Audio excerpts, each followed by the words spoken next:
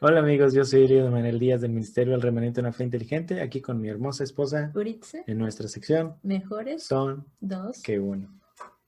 A la primera nos salió. En esta ocasión vamos a hablar del tan tema muy solicitado Las vestiduras. y la cobertura de la cabeza. Este sin dudas es uno de los temas top 10 que la gente tiene con dudas y ya lo hemos hablado muchas veces, pero la gente realmente no nos hace caso cuando le hablamos, entonces siempre tenemos que volver a hacer esta misma conversación. Así es que hoy que hablamos sobre las vestiduras sacerdotales, me parece que es un buen momento para que nosotros podamos hablar acerca de nuestras vestiduras como sacerdotes, como dice la escritura, ¿no? Como parte del pueblo elegido por Adonai.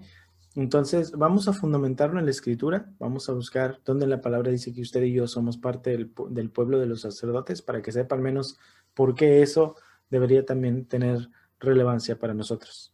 Así que vamos a la escritura. Primera de Pedro 2:9.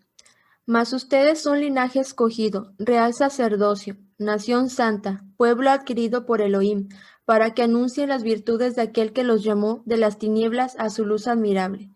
Ustedes que en otro tiempo no eran pueblo, pero que ahora son pueblo de Elohim, que en otro tiempo no habían alcanzado misericordia, pero ahora han alcanzado misericordia. Amados, yo les ruego como a extranjeros y peregrinos que se abstengan de los deseos carnales que batallan contra el alma, manteniendo buena su manera de vivir entre los gentiles, para que en lo que murmuran de ustedes como de malhechores, glorifiquen a Elohim en el día de la visitación, al considerar buenas las obras de ustedes. El apóstol Pedro está dando la justificación de por qué nosotros somos llamados parte del pueblo de Elohim. Si usted nos ha seguido en las porciones anteriores, hemos hablado de que Pedro está citando muy directamente Éxodo capítulo 19, donde Adonai le dijo a los israelitas: ustedes, si obedecen mi pacto, serán mi nación santa, serán mi pueblo de sacerdotes. Entonces, cuando Pedro está diciendo, ustedes los que antes eran gentiles, ahora son parte de los sacerdotes y de la nación santa, está diciendo de que esos gentiles se hicieron parte del pueblo de Israel. Si quieres saber más, mira Identidad del despertar de Efraín. Pero habiendo dicho eso, nosotros somos llamados pueblo de sacerdotes. Entonces, vamos a ir al sentido figurado, que a fin de cuentas es la forma en la cual muchas veces aplicamos la escritura para poder nosotros ponerla en práctica en nuestro mundo actual. Y debemos entender que así como el Eterno le dio unas vestiduras sacerdotales a Aarón y a su descendencia, si nosotros somos sus sacerdotes, sus representantes en la tierra, debiéramos también tener una vestidura. Y me parece que si estamos hablando sobre este tema, mucha gente va a decir, ves, ok, entonces significa que yo debo vestirme con una característica de un talit, una kipá, una barba larga, los tzitzits, o un gorrito, o las hermanas con su velo, con su rebozo, con lo que sea que tengan que ponerse, con las faldas hasta abajo. Debemos estar así. Esa es la forma en la cual el hermano Eliud y la hermana Uritze están mencionando que debemos tener, porque ya mencionaron que somos sacerdotes. Así es como debemos vernos. Y yo le voy a decir que queda a consideración de cada quien. El apóstol Pedro menciona en el capítulo 2, versículo 11, de lo que leyó ahora mi esposa, que nosotros, dice, somos extranjeros en la tierra. Y parecería contrastante con lo que dice el apóstol Pablo en Efesios capítulo 2, verso 11, donde dice que nosotros ya no somos extranjeros ni advenedizos. Aquí dice Pedro, ustedes son extranjeros y peregrinos. Entonces te tienes que poner a pensar por qué Pedro y Pablo están diciendo cosas distintas y directamente opuestas, pero no es así. Considere que un gentil es una persona que no es parte del pueblo de Israel. Un gentil es una persona que no está en el pacto de Elohim con Israel. Entonces, Pablo en Efesios capítulo 2 dice, hermanos, ustedes que son físicamente gentiles, ustedes que antes eran llamados incircuncisión por los que sí son circuncidados, ahora ustedes, por medio de la sangre de Yeshua, ya no son llamados gentiles. Ustedes ya no son extranjeros ni advenedizos, sino conciudadanos de los santos y miembros de la familia de Elohim.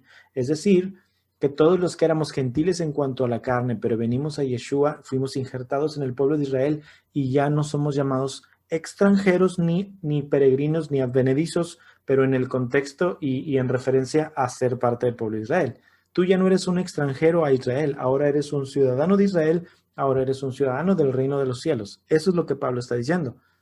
Pero Pedro te expande el concepto y dice, así como Pablo dijo que tú eres ahora ciudadano del reino de los cielos, yo, Pedro, te digo a ti que tú sigues viviendo en la tierra de todas formas, pero ahora eres ciudadano del cielo y extranjero a los de la tierra, peregrino en esta tierra, es decir, vives de paso.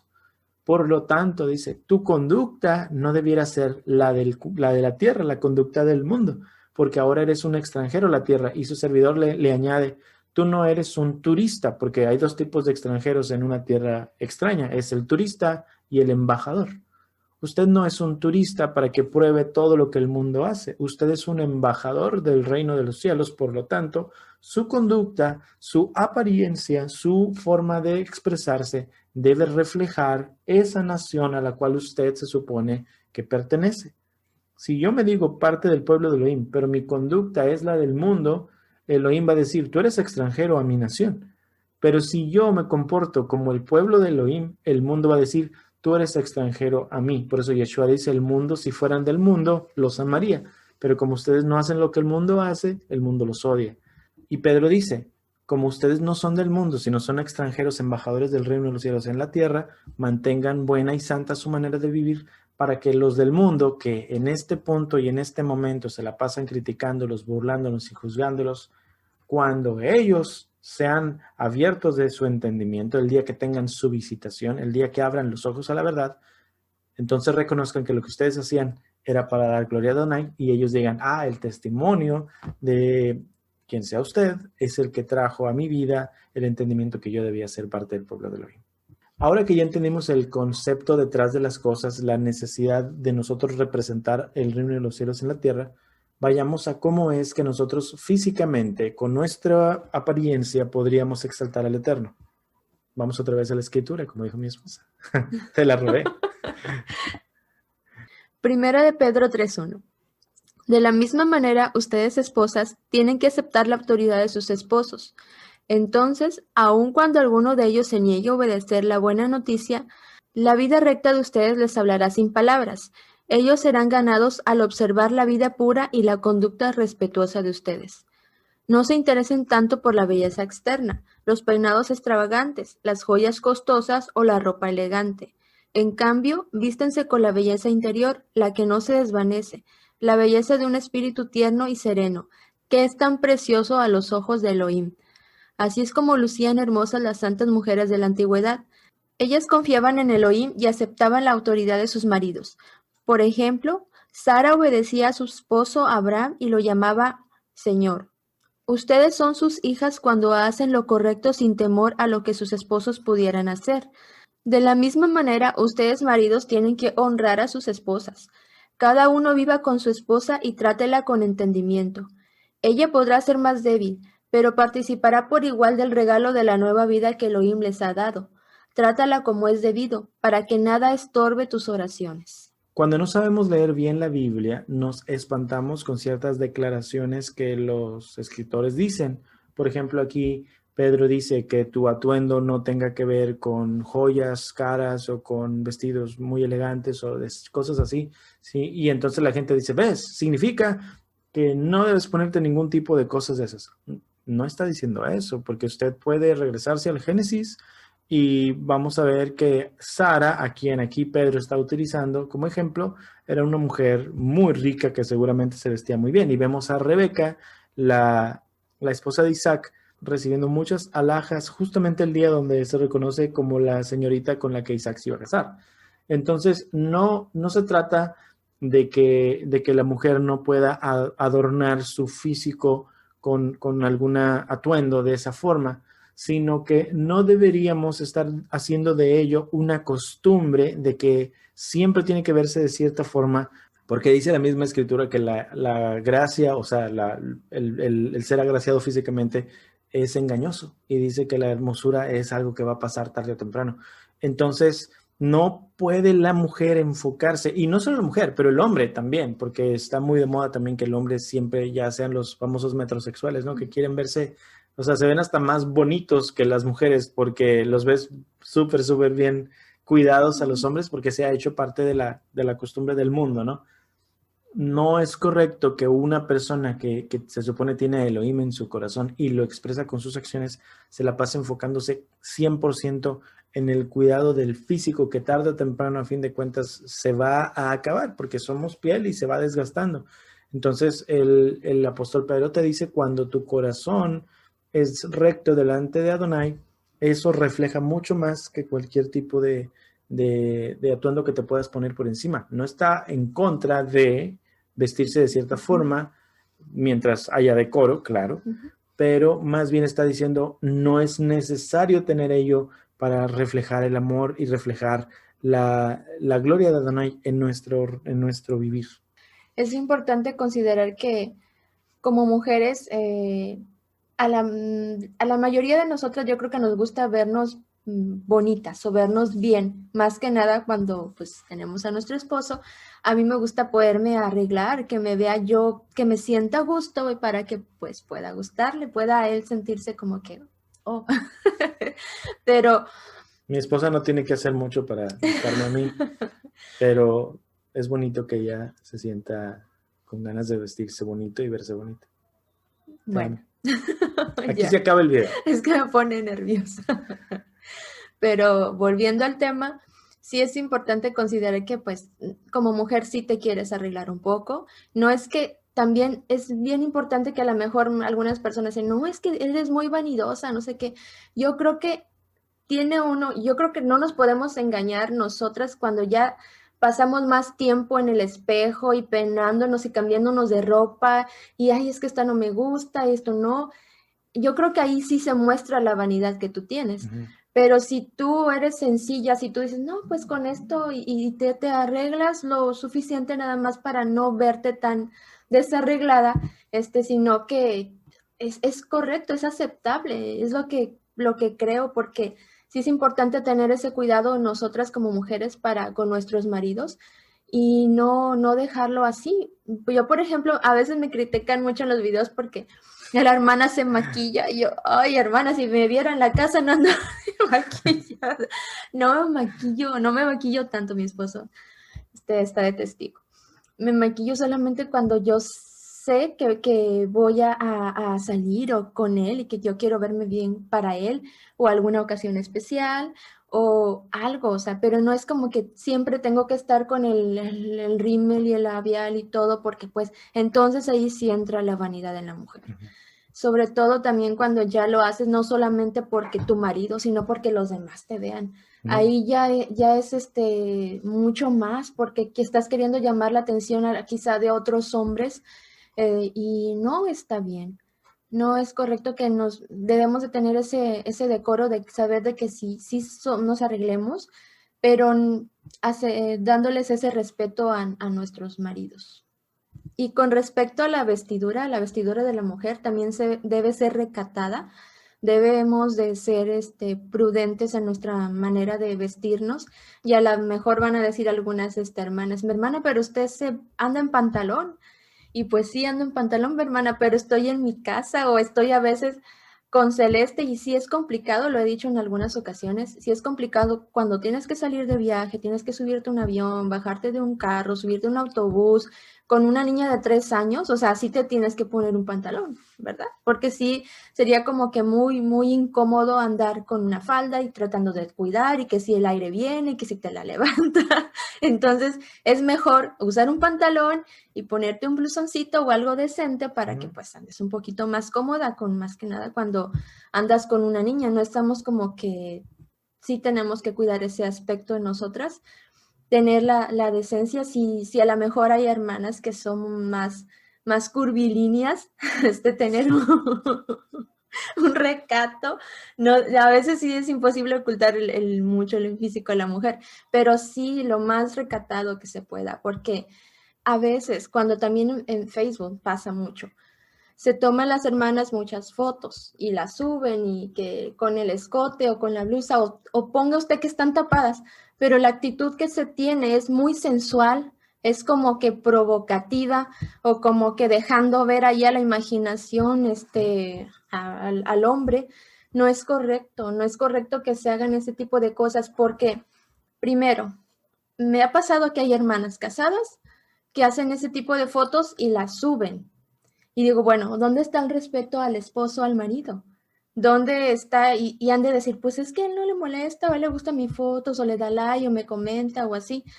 Pero no solamente las ve su esposo, las ven los demás. Y también tienen que considerar que hay hombres casados ahí, que también hay hombres casados, hermanos casados que están ahí. Más así como que peligroso, porque pones ahí como que el hermano te está viendo y pues no tiene por qué verte el hermano, tus atributos.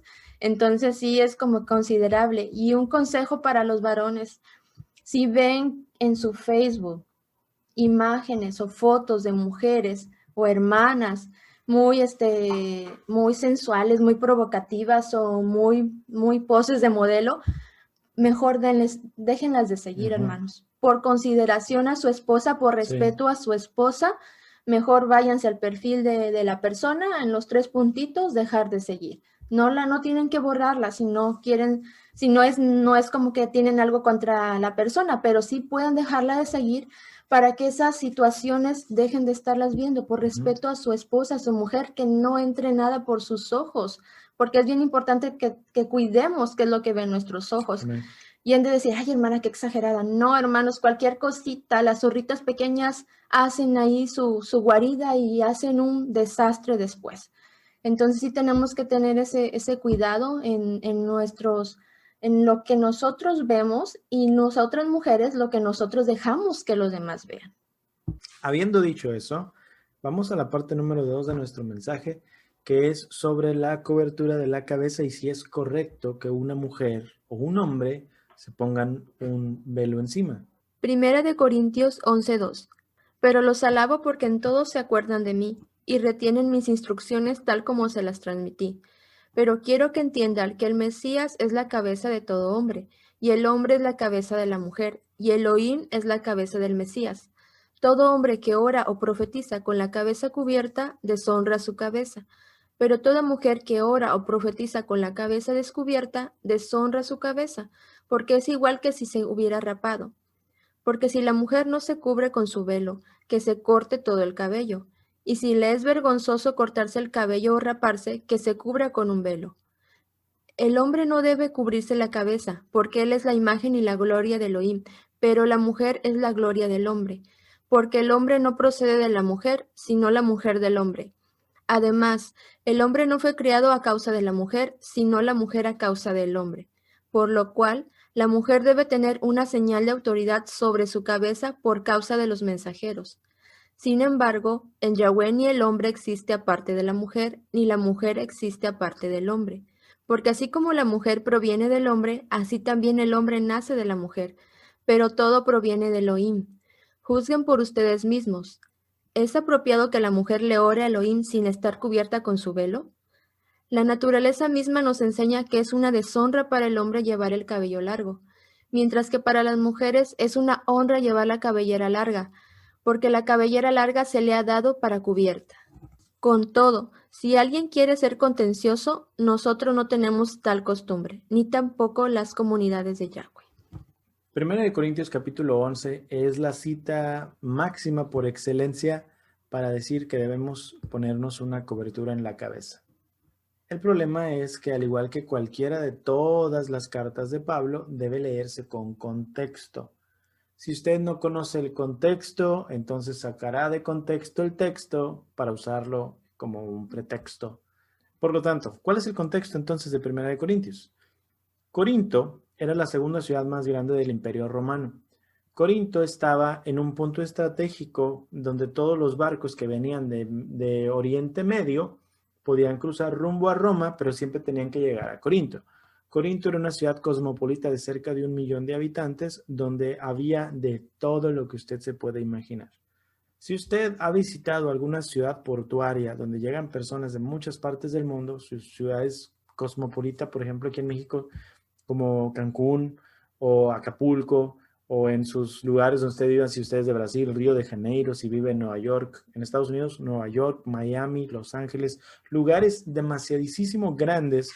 Y menciono estos lugares porque son cerca de las costas o en las playas se ve mucha gente pues casi desnuda en trajes de baño, ¿no? Corinto era muy similar. Corinto era una ciudad donde reinaba la lascivia, reinaba la lujuria, reinaba el libertinaje.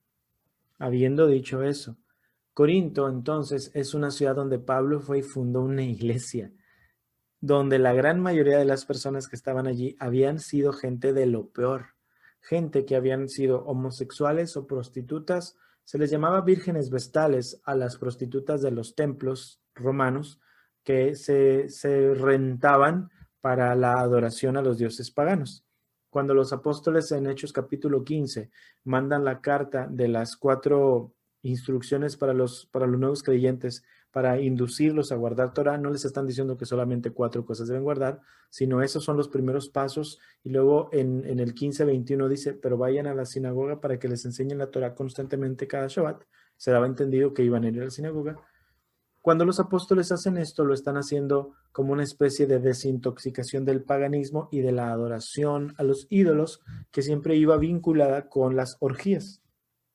Corinto tenía de las iglesias más conflictivas para Pablo porque estaba formada por personas que venían de ser no nada más practicantes del paganismo, pero eran parte del sacerdocio pagano.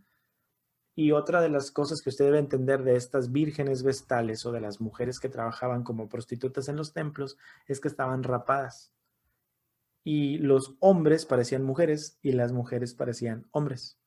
Entonces, eso debe prender un foco en su vida, así como que, a ver, entonces, ¿por qué Pablo no les dice esto a los efesios y a los filipenses? ¿Por qué solo se los está diciendo a los corintios?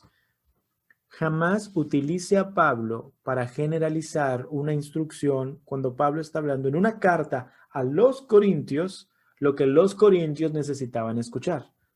Solo utilice a Pablo para su caso específico si usted está cayendo en las mismas características que los receptores de la carta de Pablo. Es decir, si le queda el saco, póngaselo. Pero no generalice toda la instrucción de Pablo, que es para una iglesia en particular, y la ponga para toda la congregación general del creyente.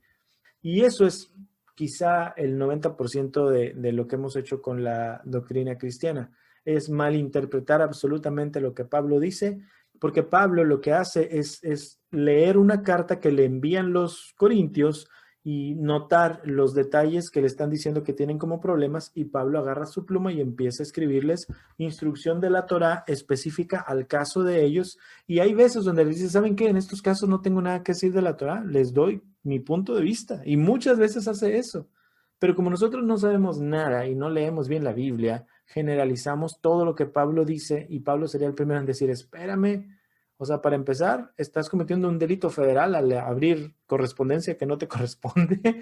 Y segundo, ¿por qué la estás usando fuera de contexto y aplicada en general? No es así. Con eso dicho, ¿Pablo está en contra de usar cobertura en la cabeza? No necesariamente. ¿Puedo yo ponerme entonces un talit? Pues póngaselo. ¿Es bíblico? Pues tal vez sí, tal vez no, porque no hay una imposición de ponte un talit, pero sí vemos en la escritura que personajes bíblicos traían un talit. Yeshua mismo traía un talit, ¿no? Un manto de oración. Lo que la Biblia sí dice respecto de lo que debes ponerte son los tzitzit, que eso sí deberías usarlos. Porque Pablo dice que es deshonroso para el varón orar con la cabeza cubierta. Porque Pablo no está hablando de físicamente un talit, sino que Pablo empieza diciendo, hermanos, yo quiero que entiendan que el Mesías es la cabeza de todo varón y Elohim es la cabeza del Mesías. ¿Qué significa? Que tú y yo no tenemos ningún derecho a poner encima de nosotros a una persona como nuestra autoridad espiritual que no sea directa de parte de Elohim. Si no viene el Mesías a través de su palabra como nuestra única cabeza, y nosotros ponemos a un pastor, a un apóstol, a un roé, a un rosh, porque también se usa mucho en esto de las raíces hebreas, a alguien al cual usted le diga, esta es mi cabeza. Si usted está haciendo eso, usted está deshonrando a su verdadera cabeza, que es Yeshua. Y por ende, sus oraciones no son correctas delante del Eterno, porque usted está orando con una cabeza cubierta. Pablo jamás estuvo hablando acerca de un talit. Él no estaba refiriéndose a que usted no puede ponerse un talit para orar. De hecho, muchas personas creen que cuando Yeshua hablaba acerca del lugar secreto para orar, se refería a ponerte un talit y orar agachado. Ese era el lugar secreto. Entonces Yeshua no estaba en contra de usar un talit para orar. No quiere decir que te pones un talit y ya estás mal. Te puedes poner un talit si quieres hacerlo. Si no lo quieres usar, pues no lo uses. Pero no está hablando Pablo respecto de un talit. Él está hablando en un nivel mucho más profundo y está diciéndote, si tú tienes una cabeza humana sobre ti, entonces tú estás deshonrando a la verdadera cabeza que debes tener, que es Yeshua. La pregunta surge. ¿Quiere decir entonces que yo no debo escuchar a ninguna persona porque no puedo poner la autoridad de nadie sobre la de Yeshua encima de mí? No. Porque si quien te está hablando la palabra te la predica sin adulteración y tú la pones por práctica, tú no le estás obedeciendo a esa persona, le estás obedeciendo a la escritura. ¿Verdad que sí? Claro, si vengo yo y te empiezo a contar barbaridad y media que salió de mi cosecha y tú me haces caso, tú no estás siguiendo la escritura, tú me estás diciendo a mí. Y eso sí es deshonrar tu cabeza porque tú deberías honrar solamente lo que Yeshua dice. Por eso es que Pedro y Juan, cuando les dijeron cállense la boca y no prediquen, dijeron es mejor obedecer primero a Elohim antes que a los hombres, porque ellos entendían que la ordenanza que les daban iba en contra de la escritura. Ellos no podían callarse lo que habían visto y habían escuchado. Nosotros tampoco. Si la persona que se para frente a ti te predica la palabra y tú dices es correcto y la obedeces, estás obedeciendo a la Biblia, no a la persona. La persona solamente es un siervo de Adonai utilizado en un momento correcto y esa persona debe entender su lugar. Yo entiendo mi lugar, yo sé que no tengo autoridad más allá de lo que la escritura me da. Yo tengo el respeto de ustedes y lo agradezco, pero yo no soy su dueño. No debo serlo. Yo solamente soy autoridad espiritual sobre mi esposa y mi hija. Y ya. Y soy autoridad espiritual porque soy siervo de Adonai para predicar la palabra, pero cuando yo dejo de predicar la palabra, o sea, pues es como cuando eres un policía y tienes autoridad de policía solo mientras traigas el uniforme. Te quitas el uniforme y ya no tienes autoridad, no puedes actuar como un policía con una pistola como si fueras un guardia de algo mientras no traigas la investidura. Si yo no estoy predicando, entonces no tengo esto. Por lo tanto, la cobertura de usted debe ser no una persona, sino el Mesías.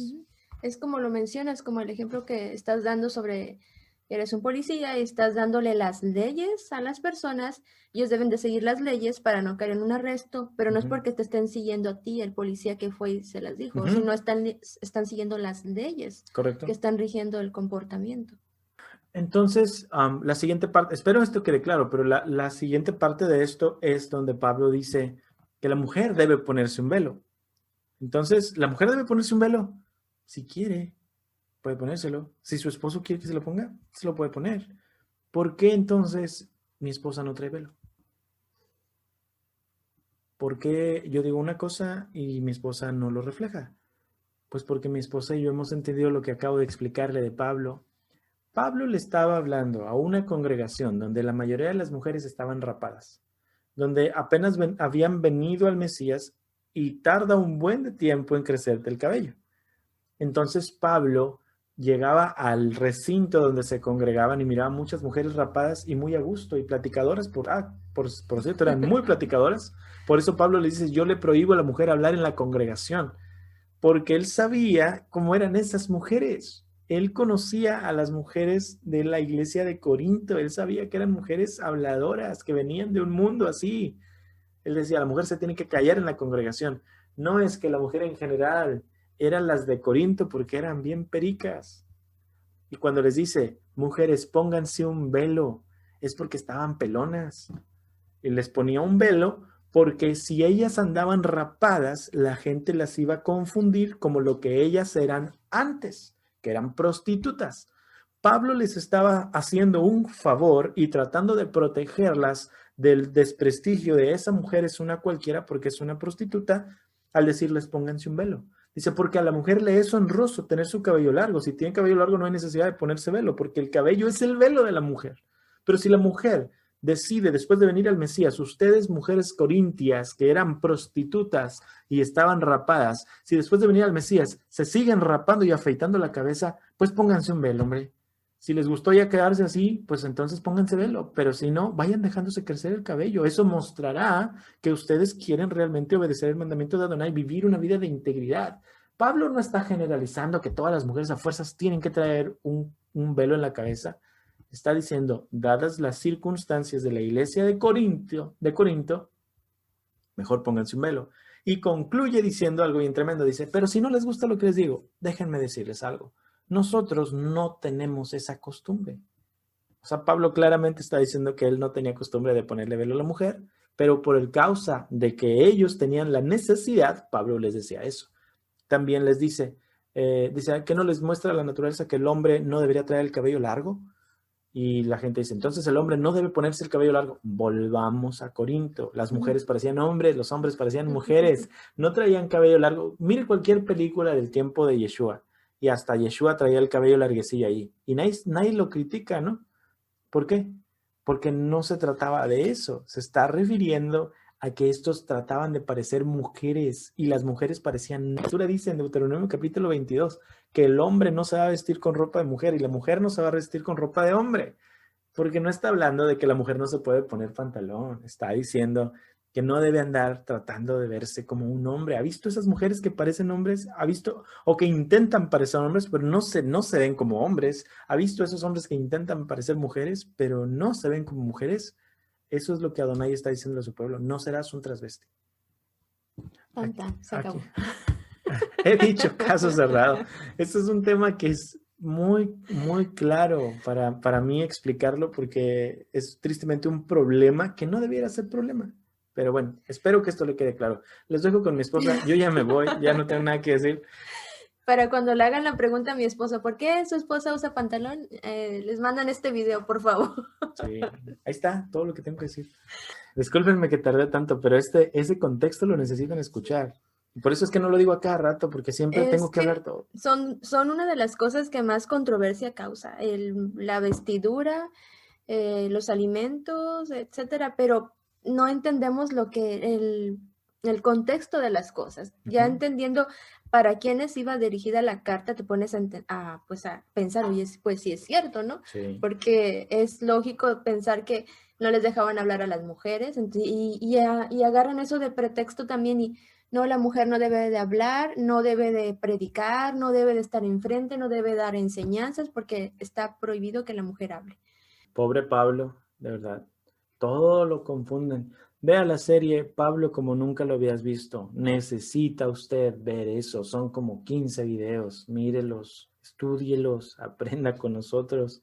Pablo es el escritor más malentendido y Pedro nos lo dice en 2 de Pedro 3 del 15 al 17. Dice, si tú crees que entiendes a Pablo, entonces eres un indocto o un inconstante. Una de las dos cosas, porque Pablo es muy difícil de entender y todos los indoctos e inconstantes lo tuercen, así como tuercen las otras escrituras.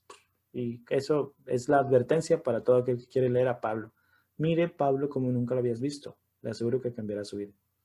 Y ya dando todo el trasfondo de la situación los malentendidos que se tienen sobre la escritura, a pesar de ello, de que no es necesario usar el velo, si alguna de las hermanas siente ponérselo, puede hacerlo, pero no critiques a la hermana que no se lo pone.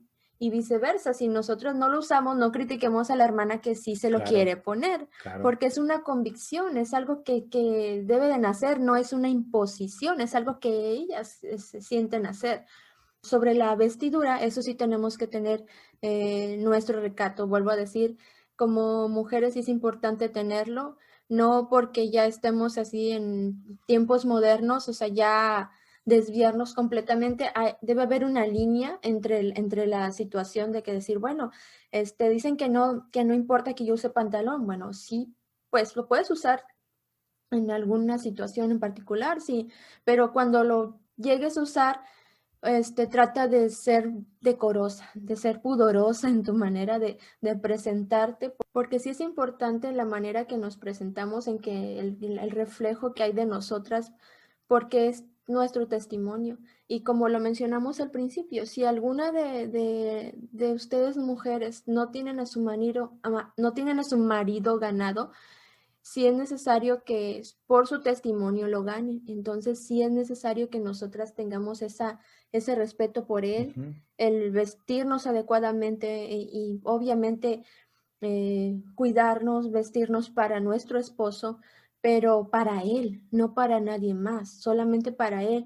El esposo, al ver nuestro comportamiento, nuestra manera de comportarnos, nuestro testimonio, va a ser ganado, porque se va a dar cuenta de la diferencia de su mujer, de su esposa, y lo que está haciendo Elohim en su vida, que la diferencia que hay en el mundo. Entonces sí tengamos eso bien presente y bien en cuenta, que no dejemos tirado así como que, bueno, pues no importa porque ahora son otros métodos, otras reglas y eso se aplicaba en esa situación.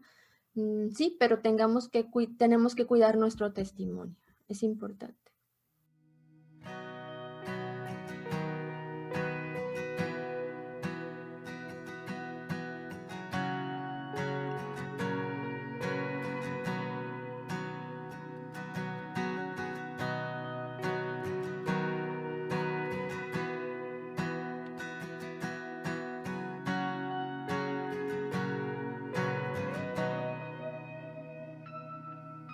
¿A dónde quiero obedecer? Soy oveja y tú el pastor. ¿A dónde quiero obedecer? Soy oveja y tú el pastor. A nadie más voy a escuchar, a nadie más voy a seguir. Yo sé que tengo mi hogar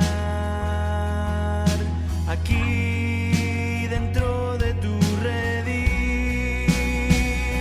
Oír tu voz, que me conozcas, y cuando me llames por nombre iré a ti. Me llevarás a lindos pastos, porque tú eres mi pastor. Yo soy feliz. Oír tu voz, que me conozcas, y cuando me llames por nombre iré a ti. Me llevarás a lindos pastos, porque tú eres mi pastor. Yo soy feliz.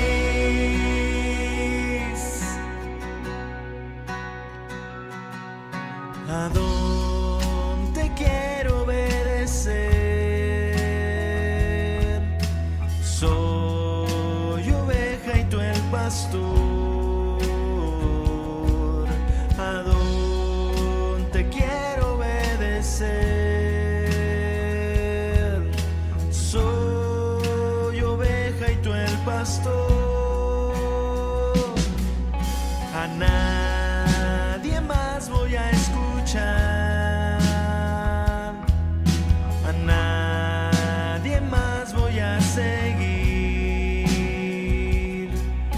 Yo sé que tengo mi hogar aquí dentro de tu redil. Oír tu voz, que me conozcas, y cuando me llames por nombre iré a ti. Me llevarás a lindos pastos, porque tú eres mi pastor. Yo soy